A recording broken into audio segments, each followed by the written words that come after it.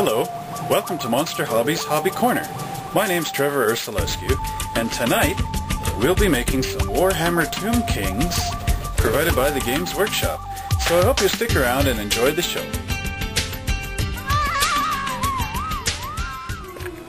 So now that we have our Tomb Kings sitting here, the first thing we want to do is open up the box.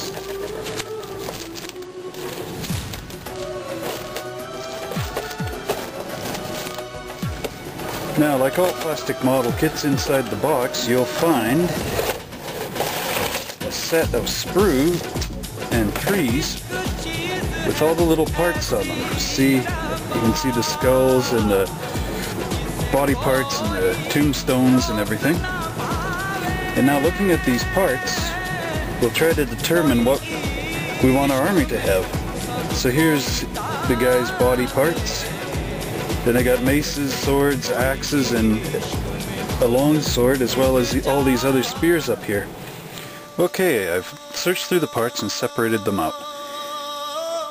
There's 4 of these trees, which are the ones with the maces and the swords, as I described a few minutes ago. There's this tree that has archery items, bows and arrows. And this tree over here that has the shields, the pendants, some heads, musical item, and the long, for the pendant. So, with these, there's 2 of these, 2 of these, and 4 of these. It makes a total of 16 men. When you clip these guys off the sprues, you want to get a good pair of side cutters. With the side cutters, you want to use the tips of the side cutters and maneuver them in so that they cut a little bit away from where the part's actually attached. The reason for this is so that you don't warp or damage the part in any way. So there's a pair of legs, and yeah, cutting back away from the feet just a little bit. The point, we can always fix these little cutoff areas with our hobby file in a few minutes. That's part of the finishing techniques. But for now, we just want to cut them out roughly. So I've looked in the parts tree and I've matched up the first set of guys I'm going to make and made them identical. And I found these little heads. There are 3 parts. It's like a ram's head and the horns. And if there's a little backstory, I guess these guys, because they've had maces, have probably had their own heads knocked off and found some others that were lying in the desert somewhere and replaced their heads with these ram's heads. Anyway, so we've got these ram's heads, we've got these torso pieces, a hand holding a morning star and a blank hand that you glue the shields onto, and then these little sets of legs, and that makes up a guy. So we got the first 4 there. So what I'm going to do is take out these shields when we build these guys, and the reason for this is that these Tomb Kings are skeletons, so they're all bone. So that means that they're one color, bone. So this whole area here is all going to be bone color, but their shields and the morning stars, which we can paint later, are not bone. The morning stars would be a wooden handle and a metal chain and ball, and then the shields would be a combination of gold along the top, a color down below like a green or a blue or red or whatever, and then the backs, which would be like a bare wood color. And then once all these guys are assembled, you glue the shields on their arms after the fact so that you can paint them to make them look different. You know what I mean? Okay, so now we're going to just separate out one of these guys because we're not going to build all 4 on the show. And the rest of these guys we'll just push off to the side.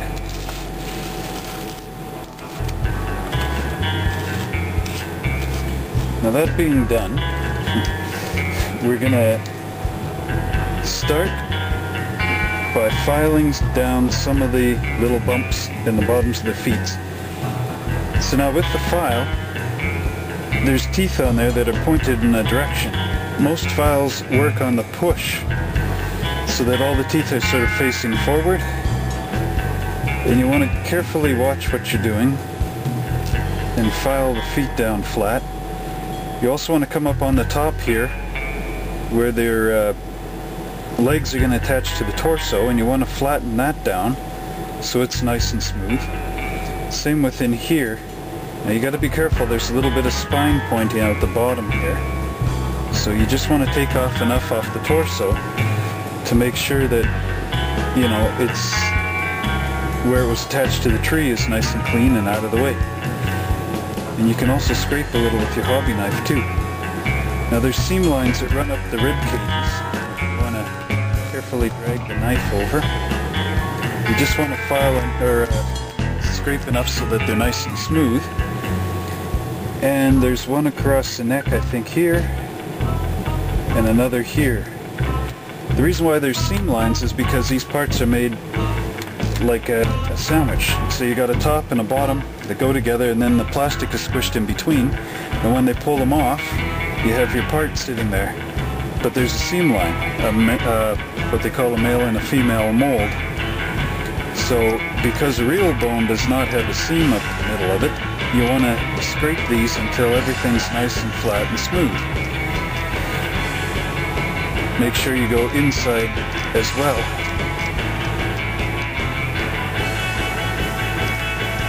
And that's essentially the finishing techniques. And you want to do this with all the parts, making sure everything will sit down nice and flat.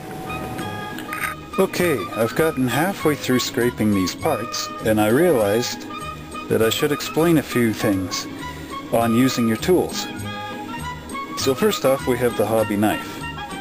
This is a number 11 blade, in case you're wondering, which is the most common hobby knife blade around. I forget the number on this blade, but this blade is designed different from the number 11. And with this, it's a nice thing to cut downward onto. So if you ever get in a tight spot with like a tree, this is one from a model car, you can get this knife in and you push down and cut the part out that way. It's also good for scraping off any little strange buttons or whatever you may find that aren't part of the model. You can just scrape across like this until they're flat. A spot for that is on the horsemen. On the actual horses themselves, there'll be a rib cage on one side and the other, and where the ribs glue together, there's like two buttons. Those you got to get rid of, and this is a good knife for that. Oh well, that's turkey. Now, on the ram's horn, there's a piece of plastic sprue that kind of sticks out like that. You want to take the knife and kind of cut it off a bit, and then after you cut it, you want to drag the blade across. So you cut it like that and drag the blade across to flatten that little area down. The other thing is where these horns are, there's a flat spot. You also want to either take the file or the knife and just lightly file it perfectly flat, because when these come out of the mold, sometimes they're not 100% dead flat themselves. The other thing with the file, I'll just demonstrate on my finger, is when you got a seam line on a round part, you want to bring the file sort of up and round it over. Otherwise, if you go straight across, you'll make a flat spot right there, and that's not right. Same with the knife. If you're dragging the knife along, you want to bring it across and around so that you round it instead of making it dead flat.